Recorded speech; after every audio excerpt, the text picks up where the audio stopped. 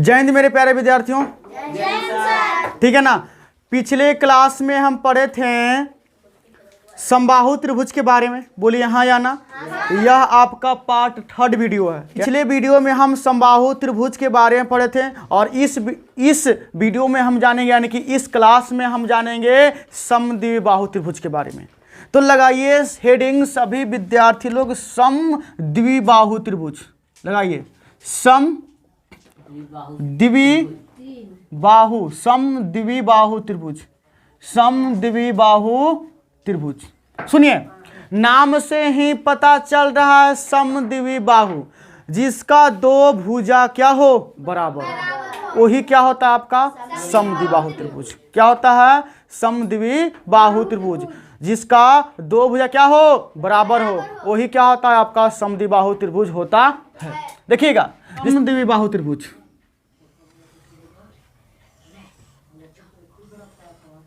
देखिए एक ये आपका है जी समद्विबाहु त्रिभुज। समद्विबाहु त्रिभुज जिसका दो भुजा क्या हो, बराबर हो। और देखिए ए भुजा और ए भुजा क्या है जी, बराबर है। ये क्या है आपका समद्विबाहु त्रिभुज है। बोलिए हाँ या ना। अब देखिए नाम दीजिए जी, ए बी और सी, ए बी और सी। यानी कि हम कह सकते हैं ए बी बराबर ए सी और नॉट इक्वल बी सी, है ना। ए बी बराबर क्या जी, ए सी और नॉट इक्वल बी सी। देखो ना, अब ये दोनों भुजा क्या होगा, बराबर होगा, लेकिन ए बराबर होगा नहीं होगा, ये ना होगा। चलिए बाबू, जो भुजा बराबर उसको नाम दो ए नाम दे दिए, और जो भुजा बराबर नहीं है उसको नाम दीजिए बी, उसका नाम दिए हम बी। अगर हम सुनिएगा, अगर हम इस त्रिभुज के परिमाप की बात करें, है ना, लिखेंगे समद्विबाहु त्रिभुज, त्रिभुज का परिमाप क्या जी, परिमाप। तो आपको हम बोले थे परिमाप जी कि आप जिस स्थान पर खड़े हैं आप उस स्थान से चलना प्रारंभ कीजिए और वापस उसी स्थान पर आ जाइए, वही क्या होता है, परिमाप होता है। ए से सी पर गए, ए मिला, है ना। फिर सी से बी पर गए, बी मिला, और फिर बी से वापस घर गए, यानी कि ए पर गए, ए मिला। बोलो के गो ए, तो 2a और प्लस का b। ये क्या होता है आपका समद्विबाहु त्रिभुज का परिमाप। क्या होता है, समद्विबाहु त्रिभुज का परिमाप होता है। बोलो कोई दिक्कत। ये क्या होता है आपका जी, समद्विबाहु त्रिभुज का क्या जी, परिमाप होता है ना।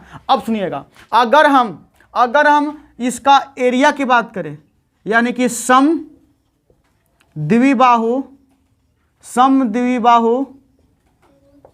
त्रिभुज का क्षेत्रफल सम 1/4 b root under 4a square और माइनस b स्क्वायर। ए होता है इसका क्या जी, एरिया। लिखेंगे समद्विबाहु त्रिभुज का शीर्ष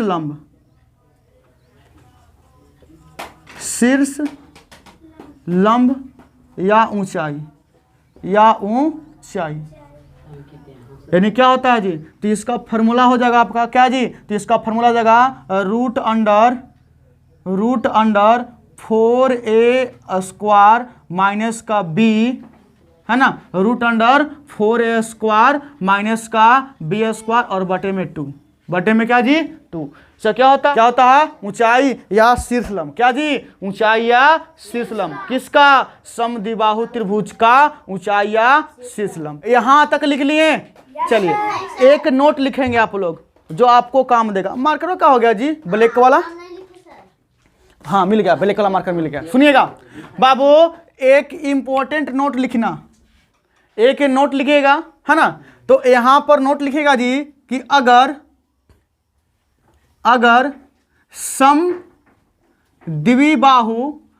समद्विबाहु समकोण त्रिभुज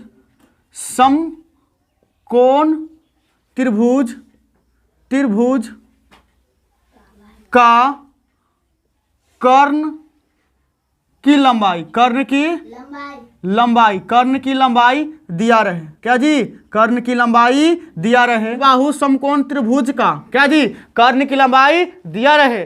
अगर आपसे पूछेगा कि बताओ उसका क्षेत्रफल क्या होता है, क्या जी क्षेत्रफल क्या होता है, तो आप क्षेत्रफल क्या लिखेगा 1/4, क्या 1/4 गुने कर्ण का स्क्वायर, क्या जी 1/4 गुने कर्ण का स्क्वायर। ये कब लगाएगा, जब आपको समकोण, क्या जी सॉरी, जब आपको क्या समद्विबाहु समकोण त्रिभुज की कर्ण की लंबाई क्या जी दिया रहे, तब क्या जी इस फॉर्मूले का जी आप लोग इस्तेमाल कीजिएगा, क्या 1/4 गुने कर्ण का स्क्वायर। कोई दिक्कत, लिखेंगे।